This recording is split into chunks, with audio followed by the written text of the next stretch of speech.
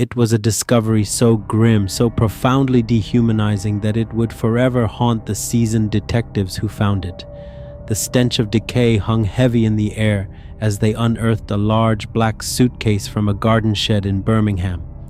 What they discovered inside wasn't just a body, but a girl, so brutally folded, so callously discarded, that her final act was an unspeakable testament to an unimaginable act of violence. She was a daughter, a sister, a young woman with a future full of promise, reduced to a secret buried beneath the earth. But who was she, and how did she end up here, in a stranger's backyard, in a place so far from home? Stay with us as we retrace the final, tragic days of Banaz Mahmod and the unspeakable act that stole her life. Please consider this a fair warning. The case we are about to dive into is a devastating and heartbreaking story of betrayal, and some of its details may be difficult to hear.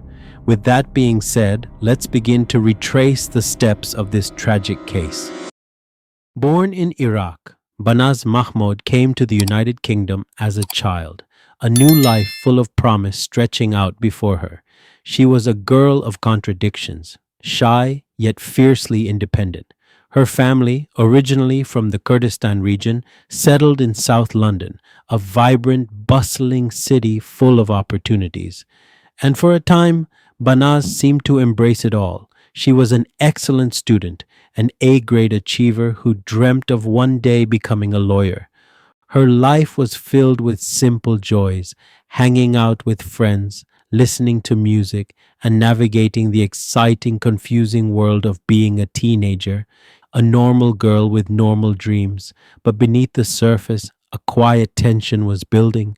The traditions of her family clashed with the freedoms of her new life. At just 16 years old, Banaz was forced into an arranged marriage with her cousin, a man from the family's native hometown of Galadiza.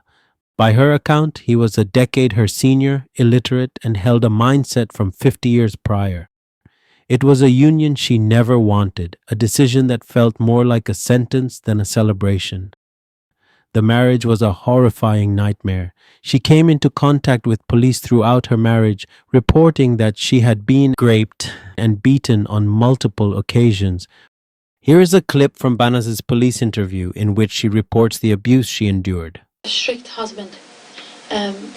Whenever he wanted to have sex, it was just his way, always his way. Like whenever I said no, or he wouldn't take no for an answer, and he would just start raping and doing what he liked to do. I tried to stop him, but he would slap me or hit me on the back or just pull me by the hair. That's when he said to me he would kill me if I said anything to anyone. I didn't know if this was normal in our culture or in here. I was only 17, so I just let him do what he liked. Whenever he me, because he had kicked me so much, like in the head, my lips were bleeding, my ears were bleeding, and he had like twisted my hand really strongly. So one of the bones, it has like stand out from my other wrist. When he kicked my head in, that really affected me. Like now I've got loss of memory, I can't remember things, and most of the times when I'm cleaning my ears, it bleeds. Her family was fully aware of the violence inflicted upon her, but told her that leaving would bring shame on them. Despite this, and with the abuse continuing, she eventually made a courageous decision. After 2 grueling years, she walked away. She returned to the family home in July 2005, battered but not broken, determined to reclaim her life. Banaz, now a young woman of 20, was finally free. She began to heal, piecing her life back together one brave step at a time, and then something beautiful happened. She fell in love with a man of her own choosing, Rahmat Suleimani. He was an Iranian Kurd, and to Banaz he represented a future she never thought she could have, a future of her own making, built on genuine affection and respect. For a time, everything seemed perfect, but their love was a secret, hidden from her family because they would have never accepted it. Secrets like that cannot be hidden for too long in such a small knit community, and eventually her family found out. Banaz's uncle, Ariaga Mahmod, and her father, Mahmud, deeply disapproved of her actions. Her father confronted her immediately, his demands and threats growing more frequent and violent. He ordered her to end the relationship with Rahmat, calling her an immoral woman and reminding her of the shame she was bringing upon their family and their entire community. But Banaz refused to back down. To her family, her defiance was a public challenge to their authority and their honor, a stain that could not be washed away. With every day she refused to leave Rahmat, it became clear that mere threats were not enough. The situation had escalated to a point of no return. On December 2nd, 2005, a chilling meeting was held at Ari Mahmoud's home. It was here, in a cold, calculated decision, that it was agreed both Banaz and Rahmat should be punished for bringing shame onto the family and the community. But in this family, punishing did not mean a simple curfew or few beatings, it was much darker. But luckily, Banaz overheard her uncle on the phone with her mother, and she knew. She knew what they were planning. And in an act of staggering courage, she went to the police. On December 12th, she delivered a handwritten letter to Wimbledon Police Station naming those she claimed were ready to kill her. Her going to the police would have been the end of her nightmare. Instead, it was the beginning of her long, painful journey. The police, they dismissed her. They didn't believe her. The very people who were supposed to protect her looked at a young woman who was visibly terrified and turned her away. Then, on New Year's Eve, the situation became even more dire. The police were called to a cafe in Wimbledon where Banaz had arrived in a distressed state. She told them her father had tried to kill her, forcing her to drink alcohol before she escaped by smashing a window. But the policewoman who interviewed her, PC Angela Cornes, didn't believe her. In a shocking act of negligence, she referred to Banaz as manipulative and melodramatic and even wanted to charge her with criminal damage. While Banaz was at the hospital, she gave a detailed account of the events to Rahmat, who wisely recorded it on his phone and later handed it to the police.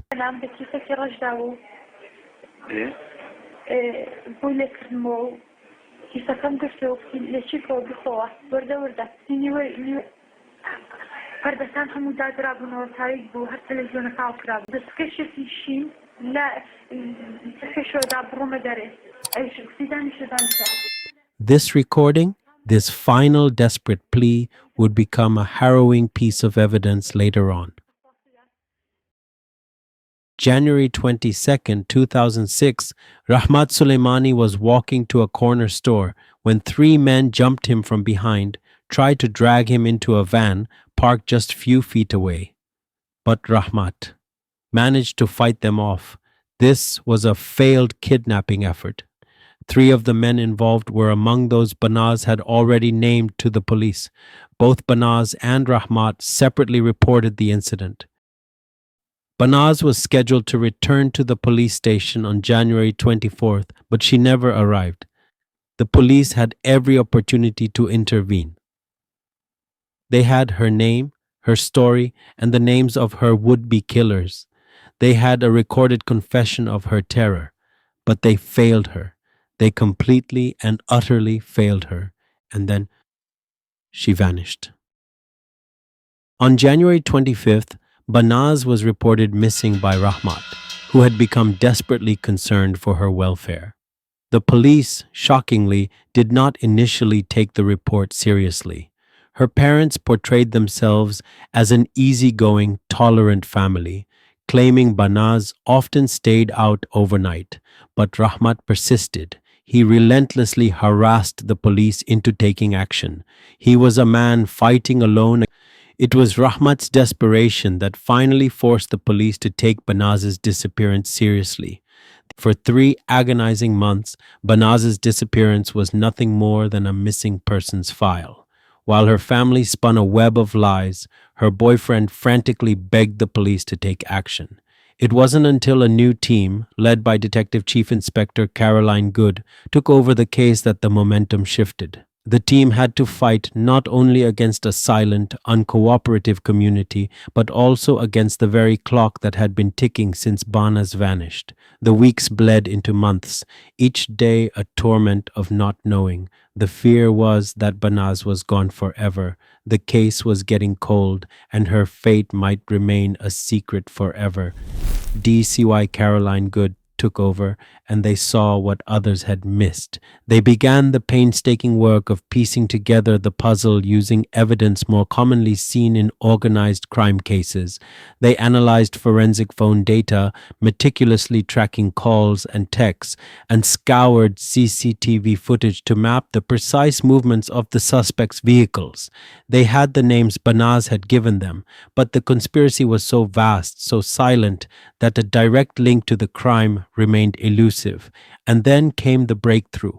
One of the suspects, Mohammad Marid Hama, was held on an unrelated charge. While in custody, a microphone was secretly placed in his cell. The device captured a chilling, casual confession, a conversation where Hama bragged about the murder, detailing how Banaz was tortured and strangled. This covert recording was the treasure map they had been searching for, a cold, casual admission of guilt. He directly implicated her father, her uncle, and two cousins. The chilling recordings, when cross-referenced with the phone and vehicle data, led them directly to Banaz's final resting place, a backyard of a shabby-looking house in Birmingham. On April 28, 2006, police began to excavate. They found a suitcase buried in the dirt, and inside they found Banaz. But that was only half the story. The discovery of her body was a confirmation of her death, but it was the secret tapes that painted the full, terrifying picture. They held the answers to a question no one had dared to ask: exactly what happened to her on that cold January night. A day before Banaz was reported missing, January 24th, 2006, the day was cold and ordinary. Banaz's parents left the family home to take their youngest daughter to school, leaving Banaz asleep in the lounge. Shortly thereafter, her uncle and three hired killers, Mohammad Marid Hama, Mohammed Saleh Ali, and Omar Hussein, arrived. According to the gut-wrenching details on the covert recordings made of Hama, the trio subjected Banaz to more than 2 hours of rape and torture. It was a brutal, unspeakable act of violence. The cold, hard truth is that Mohammed Hama sexually assaulted her, and then Ari Mahmod, the uncle who had plotted her murder, entered the room and watched as they strangled her with a ligature. A family council had passed a death sentence, and these men carried out the unthinkable. Her body was placed in a suitcase, driven over 100 miles, all the way to a house in Handsworth, Birmingham, and buried in the garden. It was an act of chilling, detached inhumanity, as if she were nothing more than a piece of garbage to be disposed of. Meanwhile, her family concocted a flimsy cover story. They claimed Banaz had simply run away, had left of her own accord. The lies spread like wildfire through their community, a shadow falling over everything. The trials were long and emotionally charged. Her father and uncle were arrested and charged with her murder. But the case against the other two men involved was complex, as they had fled to Iraqi Kurdistan. The first trial began in 2007. Ramat Suleimani and Banaz's sister, Bekal, were the heroes of the prosecution. Both were subjected to threats and intimidation and were placed under police protection. The risks Rahmat took were later recognized by the judge, who called him one of two real heroes in the case, saying that without him, they would never have known Banaz was even missing. The jury returned a verdict of guilty. Mahmoud and Ari Mahmoud were sentenced to life in prison. Mohammed Hama, having pleaded guilty, was also sentenced to life. The two other men, Mohammed Saleh Ali and Omar Hussein, were eventually captured and extradited in what was the first extradition from Iraq to the UK, making legal history. They too were found guilty and sentenced to life. After initially lying to the police about where the funeral would be, Banaz's family simply showed up at a mosque in Tooting with her body, having made no arrangements. DC's Caroline Good, who had fought so hard for justice, watched in disgust. The family went in for prayers, leaving their daughter's coffin on a side road as if she were a delivery to be left on the curb. DCI Good stated, "There is absolutely no doubt in my mind that it was only our presence that forced the family to hold a funeral." Banaz was laid to rest in a cemetery, her grave left unmarked by her own family. No name, no date, just an anonymous patch of earth, showing that even in death her family continued to disrespect her. It underscores the profound cruelty and utter lack of remorse that defined their actions. It wasn't until months later, at a memorial service arranged by a women's rights organization, that Banaz finally received the dignity she deserved in death. Police officers and the lead prosecutor, the very people who had to fight her family for justice, contributed to buying her a simple granite headstone. Her family, of course, did not attend. But what about the police? The Independent Police Complaints Commission investigated the handling of the case and found that Banaz had been let down. IPCC Commissioner Nicola Williams stated that the police response was at best mixed. There were delays in investigations, poor supervision, a lack of understanding, and insensitivity.